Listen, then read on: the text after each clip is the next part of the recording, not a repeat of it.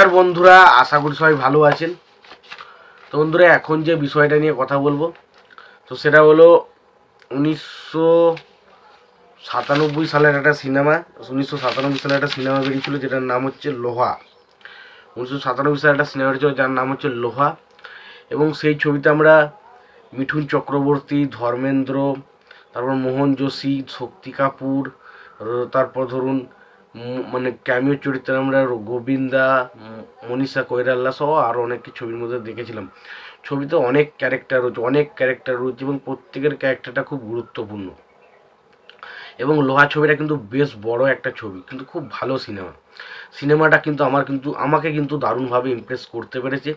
এবার দেখুন, এখানে অনেক ত্রুটি বিচ্যুতি ধরতে গেলে আপনি সেই সময়কার যে টেকনিশিয়ানরা যেভাবে কাজ করতো, এখন সেই তুলনায় অনেক কিছু বেশি উন্নত হয়ে গেছে। তো আপনি যদি এখনকার সাথে আগেকার জিনিসটা তুলনা করেন, তো কোথাও না কোথাও কোনো একটা বোকামির মতো কাজ হয়ে যায়। কিন্তু বাট এটুকু বলতে পারি, লোহা সিনেমাটা একটা অ্যাকশন লাভার, যারা যারা অ্যাকশন সিনেমা দেখতে ভালোবাসেন তাদের ক্ষেত্রে কিন্তু ব্যাপক লাগবে সিনেমাটার দুটো প্লট রয়েছে, যেখানে আমরা একটা ধর্মেন্দ্র একটা বিষয়বস্তু দেখতে পাই, এবং একটা প্লট রয়েছে যেখানে আমরা মিঠুন চক্রবর্তীর যে যাবতীয় যা যা মিঠুন চক্রবর্তীর সাথে হয়েছিল সেই বিষয়টা দেখতে পাই।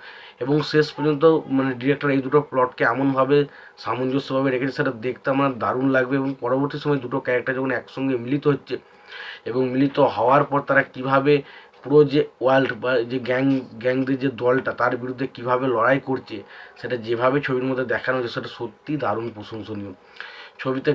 এই ছবির গান কিন্তু বেশ ভালো, প্রত্যেকটা গান খুব ভালো। এখানে বিশেষ করে মিঠুন চক্রবর্তীর আন্ডারে যে গানটা গাওয়া হয়েছে কুমার শানু বলে, সেই গানটা আমার সব থেকে ফেভারিট এবং সব থেকে পছন্দ হয়েছে।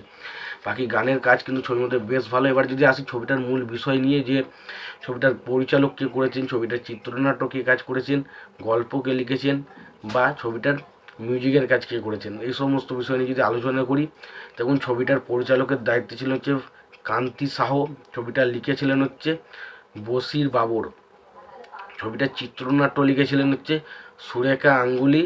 সুরেখা গাঙ্গুলি এবং সিনেমা ফটোগ্রাফির কাজ করেছিলেন আকরম খান। ছবিটার বাজেট ছিল প্রায় 2.5 কোটি টাকার মতো। ছবিটা বক্স অফিস থেকে 7.5 কোটি টাকার মতো কালেকশন কিন্তু করতে পেরেছিল সেই সময়। এটা একটা বেশ ভালো কালেকশন ছিল। এবং মিঠুন চক্রবর্তী এবং ধর্মেন্দ্র জুটিটাকে কিন্তু ব্যাপক লেগেছিল সিনেমার মধ্যে। পাশাপাশি বললাম তো এরাও রয়েছে ছবিটার মধ্যে। যদি আমি অভিনেতাদের কথা বলি, তার মধ্যে কিছু অভিনেতার নাম যদি আমি বলি, যেখানে ধর্মেন্দ্র ছিল, মিঠুন চক্রবর্তী ছিল, মোহন যোশী ছিল, শক্তি কাপুর ছিল, রাজ্জাক খান ছিল, হরিশ প্যাটেল ছিল, তারপর রামি রেড্ডি ছিল, তারপরে ধরুন কিরণ কুমার, গোবিন্দা, মনীষা কৈরালা সহ আর অনেকে ছিল। মনীষা কৈরালা এবং গোবিন্দা স্পেশালি ছবিতে ক্যামিও ক্যারেক্টার ছিল।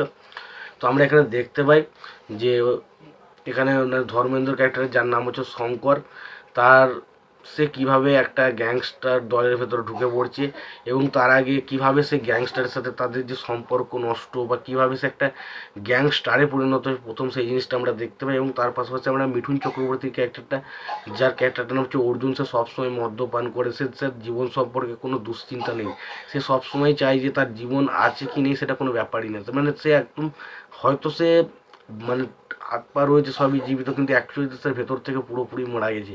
কারণ কি, তার পেছনে কি একটা হস্যা হয়েছিল সেইটা জানতে গেলে মানে সিনেমাটা দেখতে হবে।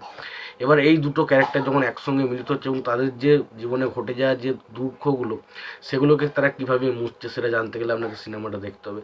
এবার এখানে দেখুন পারফরমেন্সের কথা যদি বলি, এখানে ভিলেনের ক্যারেক্টার হিসেবে প্রত্যেকের কাজ খুব ভালো। এখানে মিঠুন চক্রবর্তীর অভিনয় যথেষ্ট ভালো, ধর্মেন্দ্র মিঠুন চক্রবর্তীর কেমিস্ট্রি ব্যাপক লেগেছে, ছবিতে গান ভালো। পাশাপাশি আমি যদি বলি, দেখুন এখানে ভিলেন প্রচুর মানে এখানে এই ছবিটায় যা ভিলেন রয়েছে না, প্রচুর ভিলেন রয়েছে, মানে কে নেই ছবির মধ্যে, প্রায় বেশিরভাগ ভিলেনই কিন্তু এই ছবির মধ্যে আমরা দেখতে পাই। তো ওভারঅল ছবিটা পুরোপুরি একটা অ্যাকশন জনরার ছবি। যদি না দেখে থাকেন অবশ্যই দেখতে পারেন। ছবিটা দেখে থাকলে আপনাদের কেমন লেগেছে জানাতে ভুলবেন না। ভিডিওটি ভালো লেগে থাকলে লাইক কমেন্ট শেয়ার করে দেবেন। চ্যানেলটা নতুন হয়ে থাকলে অবশ্যই আপনারা চ্যানেলটা সাবস্ক্রাইব করে নিয়ে পাশে বেল আইকনটা অবশ্যই প্রেস করে দেবেন। ভালো থাকবেন, সুস্থ থাকবেন, দেখা হচ্ছে।